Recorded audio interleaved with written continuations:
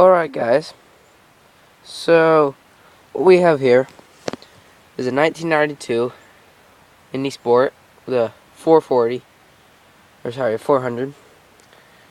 and we're going to do cold start here.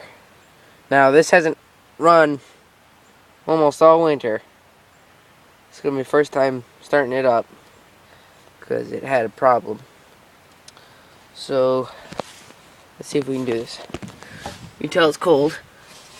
I can grab the exhaust here and it won't hurt. Choke. All good. So, I know I haven't done a cold start ever, but might as well do it now. Here we go.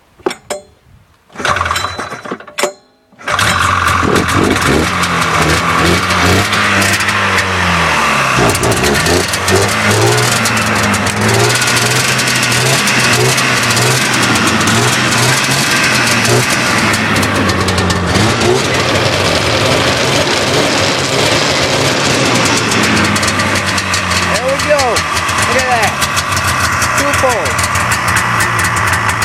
That's insane. I'll see you guys later.